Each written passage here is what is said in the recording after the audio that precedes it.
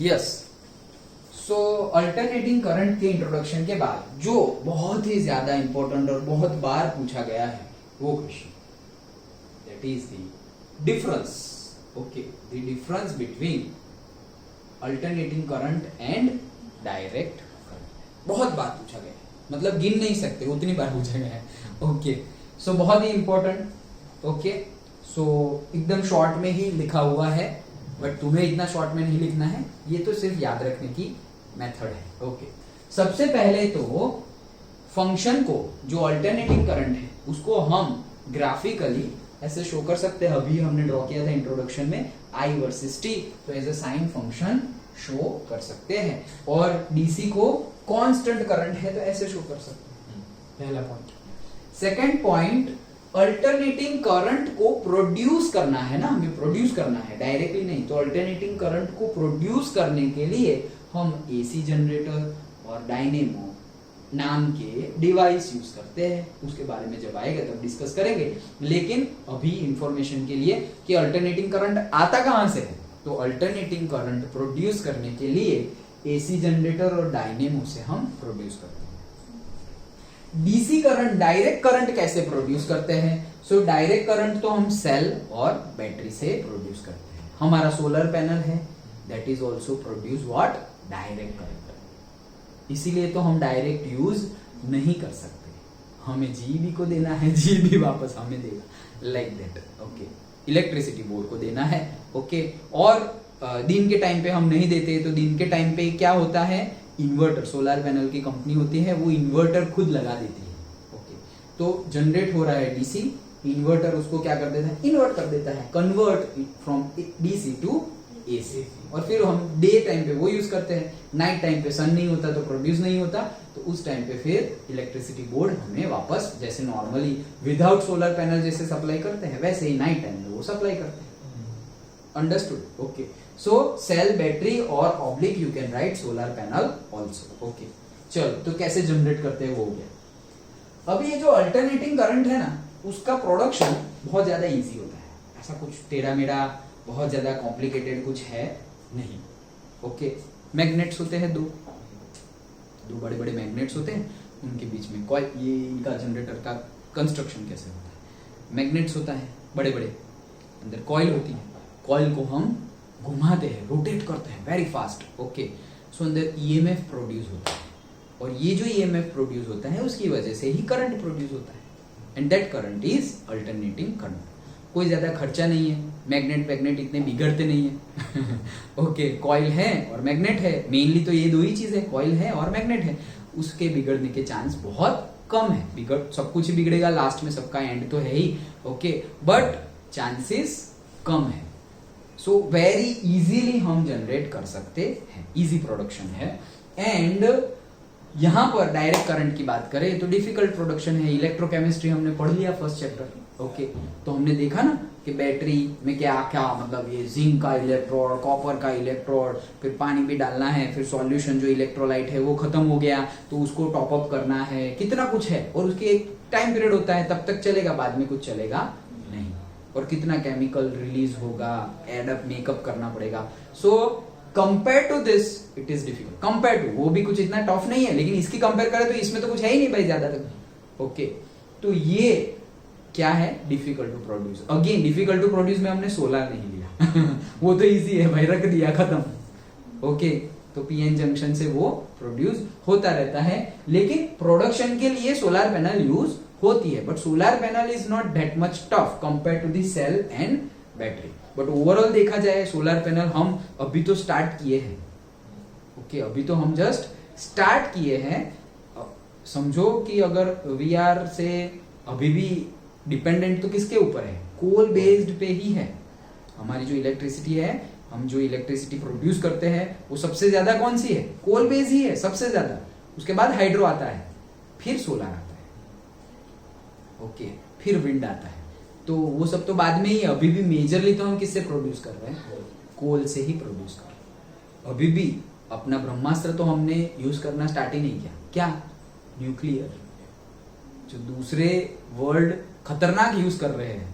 Night life देखो तो तुम, हाँ लाइट ही है भाई, लग नहीं रहा है कि नाइट है। ओके, जापान के फोटो देखो, चाइना के फोटो देखो, तो इतनी लाइटें, इतनी वो होर्डिंग्स नहीं लगाए हुए होते सबके, light light light light light, अरे इतनी लाइटें, मतलब क्यों, इतना ज्यादा एक्स्ट्रा पावर है? हाँ है, न्यूक्लियर एनर्जी से प्रोड्यूस किया है, बहुत ज्यादा पावर है। ओके, बट हम क्यों नहीं यूज कर रहे हैं? कि भाई आराम से करेंगे, सेव करेंगे, कहीं जाने वाला नहीं है। जो अंडरग्राउंड हमारे पास सोर्स है, यूरेनियम एंड ऑल, जो भी हमारे पास सोर्स है, वो कोई ले नहीं जा सकता इंडिया के पास से, तो है आराम से यूज करेंगे। ओके, और मेनली क्यों यूज नहीं कर रहे? मेनली इसलिए यूज नहीं कर रहे क्योंकि उसका जो आउटपुट होता है that is not environmental friendly. Okay, thermodynamic second law हमने देख लिया है। ओके, सबका ही साइड इफेक्ट होता है।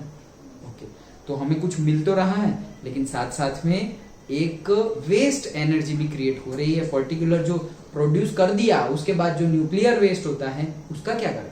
डायरेक्ट एटमॉस्फेयर में डाला तो हिरोशिमा नागासाकी जैसा होगा। ओके, और डायरेक्ट एटमॉस्फेयर में नहीं डाल सकते, तो फिर क्या करेंगे? जमीन में गाड़ते हैं। अमेरिका एंड ऑल जो बड़ी बड़ी डेवलप्ड नेशन जो है, ओके, तो उसको क्या करते हैं? जमीन में डीप करके अंदर डालते हैं। अब सोचो वहीं पे अर्थक्वेक आया तो वापस वो बाहर आ गया। ओके, सो रिस्की, बहुत खतरनाक तरीके से रिस्की है।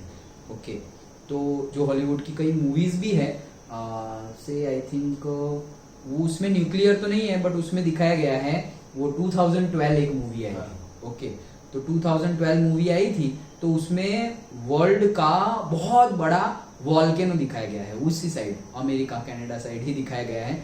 वो फटने वाला होता है, और वो फटा तो सुनामी आ गया समुद्र में, और ऐसा सुनामी आया सबको ले डूबा। सबको ले डूबा।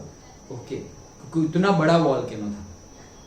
सो वही चीज है कि थोड़ा कम लेकिन environmental friendly. Okay, so difficult to produce होता है डायरेक्ट करंट, ये तो बहुत ज्यादा हमने एडिशनल बात कर ली, कोई बात नहीं। सो डिफिकल्ट टू प्रोड्यूस होता है, अंडरस्टूड। ओके, क्योंकि बैटरी और सेल हम कैसे करते हैं, कंपेयर टू दिस डिफिकल्ट होता है। ओके, नाउ ये इजी प्रोडक्शन है, इजी प्रोडक्शन है, इसीलिए जो चीज इजी होती है ना वो चीप होती है। तो इजी कैसे? वो कंस्ट्रक्शन बनाना पड़ेगा, डैम बनाना पड़ेगा। नहीं, इसकी बात कर रहे हैं, अल्टरनेटिंग करंट की बात कर रहे हैं। हाँ, मतलब वो उस तरह से डैम बनाने वाला नहीं, लेकिन वो कंस्ट्रक्शन, एसी जनरेटर और डायनेमो का कंस्ट्रक्शन की बात कर रहे हैं। हाँ, वो हाइड्रो पावर प्लांट तो ऑब्वियसली बहुत ज्यादा हो जाएगा। ओके, वो कंस्ट्रक्शन तो है ही, वो कॉस्ट तो हम गिन ही नहीं रहे हैं अभी। ओके, बट मेन जो कंस्ट्रक्शन है, जैसे कि कहां से, यहाँ पे डायनेमो रख दिया, एसी जनरेटर रख दिया, उसका मैन्युफैक्चरिंग, यहाँ पर सपोज हमने रख दिया बैटरी, उसका मैन्युफैक्चरिंग एंड उसका मेंटेनेंस, तो वो कंपेयर करें, अगर हम उतना ही कंपेयर करें तो ये कॉस्टली है। ओके, और ये चीप है। ओके, और ये चीप है इसलिए वर्ल्ड में 99% एसी यूज होता है। चीप है ना, तो 99% एसी यूज होता है, और ये कॉस्टली है। कॉस्टली है मतलब ऐसा नहीं कंस्ट्रक्शन के लिए बात कर रहे हैं, मेंटेनेंस भी एक बार स्टार्ट हो गया उसके बाद भी उसको चेक करना पड़ेगा। जैसे ऐसा समझो कि तुम बाइक लेके आ गए, ओके, और तुम से हीरो होंडा स्प्लेंडर लेके आ गए, और से फिर दूसरी कोई सुजुकी की कोई स्पोर्ट्स बाइक उठा के लेके आ गए। ओके, सो दोनों का मेंटेनेंस कैसे होगा? उसका जो मेंटेनेंस होगा ना, 1 साल के मेंटेनेंस में तो एक नई बाइक आ जाएगी। इतना खतरनाक मेंटेनेंस वो तो कॉस्ट वैसे वैसे बढ़ेगी मेंटेनेंस में। हमारी नॉर्मल कार होती है और सपोज BMW मर्सिडीज होती है, तो उसका और इसका भाई चार्जेस तो अलग अलग होंगे ना, RTO के चार्जेस भी अलग अलग है, तो मेंटेनेंस चार्जेस भी अलग अलग होंगे। ओके, मेंटेनेंस, सर्विस, उसमें जो ऑयल पर्टिकुलरली यूज होगा, कूलेंट जो यूज होगा, वो सब में एक ही जैसा यूज नहीं कर सकते हम। Okay, so that is the difference. So ये कॉस्टली है, 1% ऑफ द वर्ल्ड यूज करते हैं इसका। देन अल्टरनेटिंग करंट में क्या होता है? Minimum heat loss in transmission में। क्यों ऐसा है? क्योंकि यहां पर हम क्या करते हैं अल्टरनेटिंग करंट में, जो वोल्टेज है ना वो बहुत हाई कर देते हैं। According to Ohm's law, voltage high है, करंट क्या हो जाता है? लो। और अगर करंट कम पास हो रहा है, लो हो रहा है, तो वो जो हमारा कंडक्टर है ना वो ज्यादा गर्म नहीं होता, और गर्म नहीं होगा तो हीट लॉस कम होगा। नहीं होगा मतलब नहीं होगा तो नहीं बोलेंगे, बट कम होगा। Okay, so minimum heat loss in the transmission line जब आएगा, ओके, ट्रांसमिशन लाइन से जहां प्रोड्यूस हुआ वहां से हमारे घर तक आएगा, तो वो ट्रांसमिशन लाइन में मिनिमम हीट लॉस होता है। अगेन जहां पे कनेक्शन होते हैं ट्रांसफॉर्मर वाले, वहां पर तुमने देखा होगा सोसाइटी के बाहर ही बड़े बड़े ट्रांसफॉर्मर कंटिन्यूअस आवाज आती रहती है, वो लॉस है, वो हमारा लॉस है। क्यों? क्योंकि यहां से ऐसा समझो कि ये वायर है, यहां से जाके करंट यहां जाना चाहिए था, यहां आके रुक गया, फिर उसे अट्रैक्ट हो के यहां आ गया, ऐसे जंप किया, कंटिन्यूएशन में था नहीं, तो इसीलिए थोड़ा एटमॉस्फेयर में जाता है और आवाज आती है। ओके, तो वो लॉस है। ओके, बट अगेन डायरेक्ट की कंपेयर में तो कम लॉस है। Okay, so minimum heat loss in the transmission line, यहां पर बहुत ज्यादा हीट लॉस होती है। क्यों? क्योंकि यहां पर हम वो वोल्टेज बढ़ाओगे तो करंट कम हो जाएगा, कोई बात नहीं, वापस बढ़ा नहीं सकते वन वे है ये टू वे है।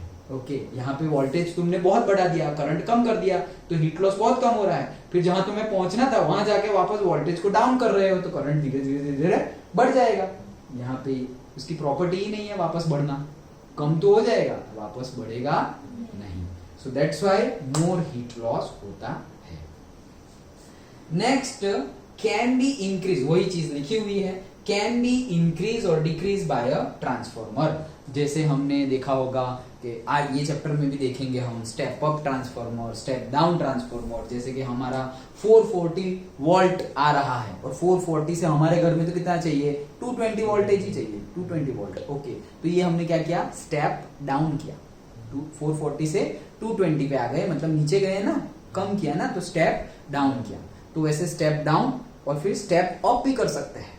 ओके, कि 220 और फिर कहाँ वापस हमें देना है, वापस जीबी में लेके जाओ, अब वापस हम थोड़ी यूज करेंगे, करंट तो क्या है, फ्लो होके जा तो वही रहा है जहां से आया था। ओके, वापस वहां पे जाएगा, तो वहां जाने के समय पे कौन सा ट्रांसफॉर्मर होगा, स्टेप अप ट्रांसफॉर्मर होगा। अंडरस्टूड? ओके, तो वो step up step down transformer हम यूज करके करंट को, वोल्टेज को इंक्रीज डिक्रीज कर सकते हैं। कहां पर, एसी में। और यहां पर can only be decrease, increase वापस हमने अगर वोल्टेज इंक्रीज किया, करंट डिक्रीज हो जाएगा, लेकिन अब वोल्टेज तुम डाउन करोगे, करंट अब इंक्रीज होने वाला नहीं, उसकी प्रॉपर्टी ही नहीं है, वो करंट की, डायरेक्ट करंट की प्रॉपर्टी ही नहीं है कि ऐसा हो, क्योंकि वो तो सिंगल डायरेक्शन है, आगे बढ़ता जाएगा बढ़ता जाएगा। Understood? So these are the main difference between the alternating current and direct current. जैसे मैंने पहले बताया, लॉस भी तुम डिफरेंस में लिख सकते हो। Okay, loss in the sense disadvantage. तो ये अगर डेंजरस बोले हम, सो अल्टरनेटिंग करंट में एक अट्रैक्शन वाली प्रॉपर्टी होती है। सो जो भी लाइव अल्टरनेटिंग करंट को हम अगर टच कर ले, सो वो अट्रैक्शन प्रॉपर्टी की वजह से जो भी आदमी होगा वो चिपक जाएगा, खुद ब खुद वो अपने आप अलग हो सकता नहीं है, किसी की हेल्प से अलग हो सकता है। वेरेज वहां पर झटका लगेगा और खुद ब खुद वो दूर चले जाने के चांसेस है, डायरेक्ट करंट। ओके, सो दोनों ही डेंजरस है, but alternating current is more dangerous compare to the direct current. तो ये डिसएडवांटेज भी है। अंडरस्टूड? तो उसको भी तुम डिफरेंस में इंक्लूड कर सकते हो। अंडरस्टूड? ओके, पूरा समझ में आ गया? So this is the difference. और तो नहीं, और कोई पॉइंट रह नहीं जाता है, दैट्स इट। डिफरेंस डिसएडवांटेज है उसको भी इंक्लूड कर देना। अंडरस्टूड? तो ये मेन था अल्टरनेटिंग एंड से डायरेक्ट करंट का डिफरेंस। थोड़ा ये तो मैंने याद रखने के पॉइंट ऑफ व्यू से वर्ड में ही, एक एक वर्ड में ही लिखा हुआ है, बट ओके, तुम्हें क्या करना है, सेंटेंस बनाकर अच्छे से लिखना है। ओके, तो हमने इंट्रोडक्शन देखा एंड डिफरेंस देखा। फिर अभी नेक्स्ट क्लास से हम जो मेन, जैसे मैंने बताया कि अल्टरनेटिंग करंट रेजिस्टर में अप्लाई करेंगे, से इंडक्टर सोलेनॉइड में अप्लाई करेंगे, कैपेसिटर में अप्लाई करेंगे, वो थियरी अब हम स्टार्ट करेंगे। ओके, अगेन इसमें भी काफी कुछ रिड्यूस हुआ है। ओके, सो जो रिड्यूस हुआ है that we are not going to discuss. Okay.